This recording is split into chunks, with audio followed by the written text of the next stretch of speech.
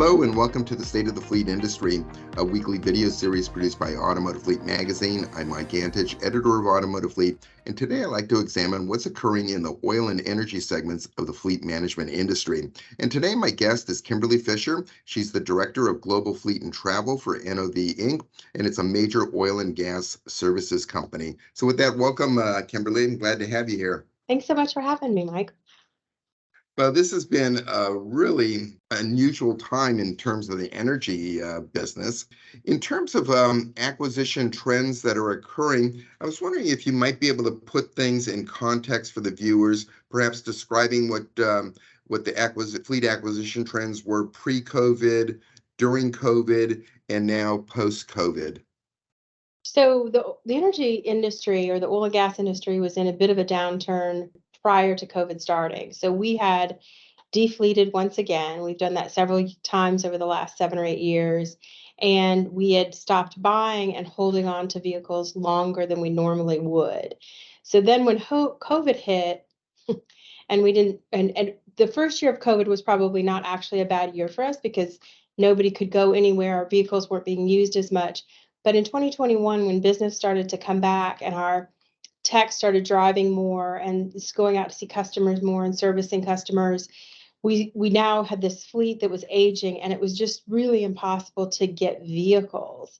Now we're post-COVID, and with the shortages that have occurred, we have vehicles that are edging up on, our average mileage is well over 200,000 miles in the fleet, which makes it very challenging. And so we are trying to replace as quickly as we can, but the inventory is not quite back where it would be normally, where we could actively and very quickly replace vehicles that we needed to. So it's been a bit of a struggle. I'm sure that that's true of most industries, but for us, because we sort of had a double whammy of a downturn, which means we automatically aren't purchasing new vehicles, and then COVID hitting, and then the shortages of COVID, it just sort of doubled down on a problem we were already experiencing.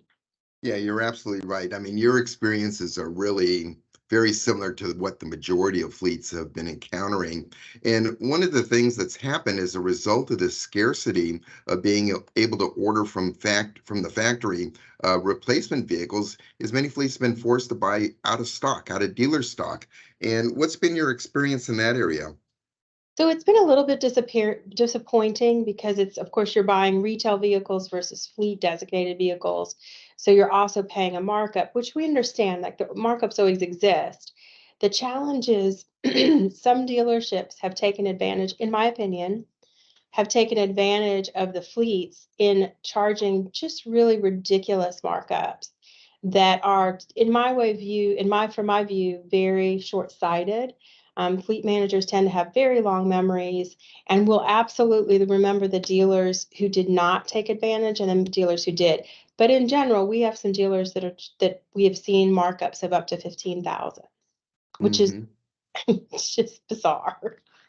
Yeah, so go ahead. And hard to justify buying a vehicle that's got that kind of markup on it.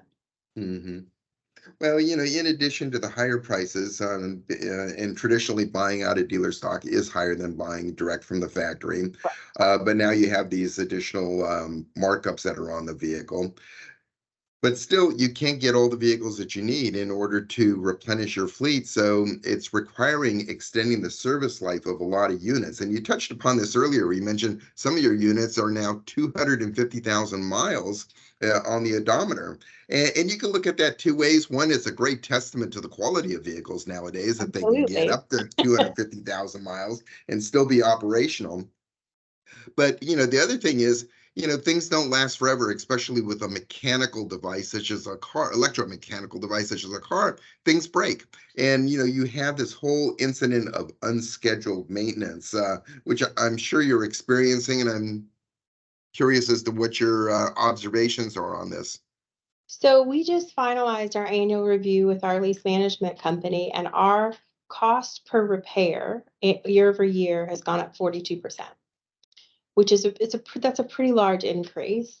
And we have a sizable fleet, so when you sort to average that over the entire fleet, the math is pretty simple. It's a huge increase in cost to us. Now, the offset to that is a lot of our vehicles are fully depreciated, so we're not necessarily paying the lease cost anymore.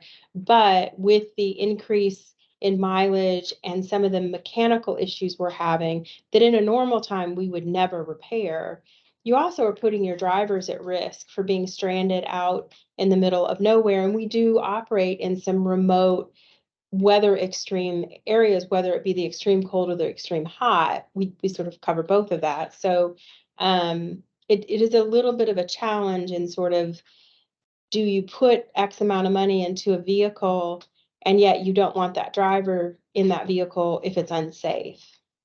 hmm That's absolutely true.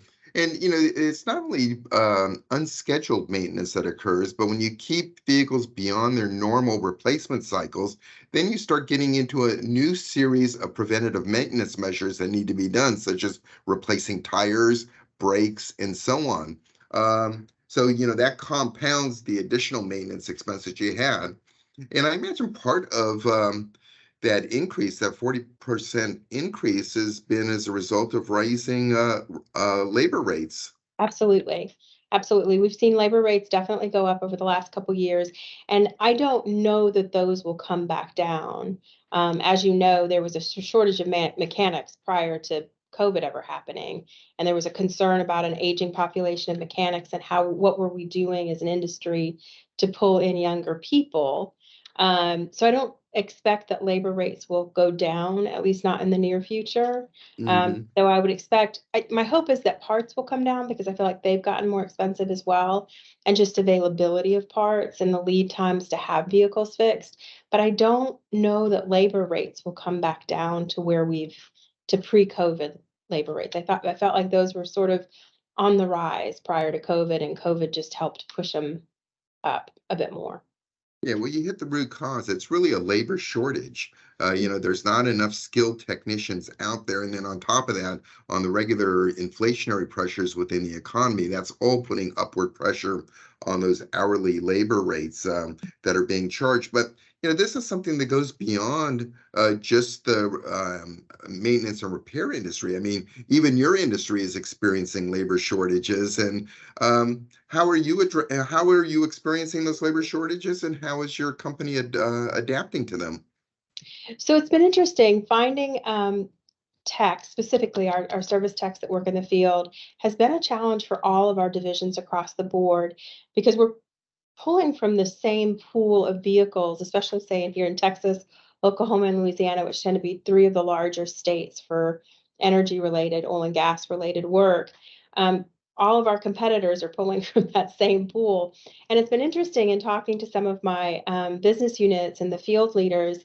They've actually started doing some programs where it's 14 days on, 14 days off, but we actually hire from completely different states. So, for instance, from the state of Georgia, so we fly the individual in, he works for a 14-day schedule, we supply housing and then his transportation back home.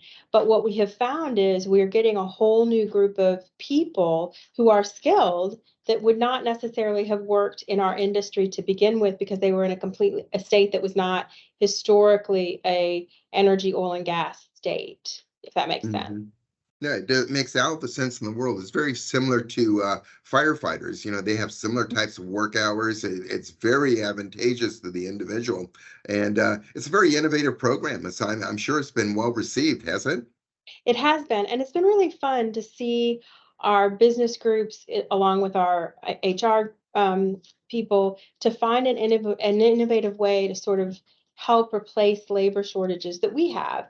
Our industry is on the rise right now, which is always a positive, but that means we also are hiring a lot more. And just like a lot of industries experienced exits from their industry completely during COVID, some of the people that were in our industry prior are not coming back.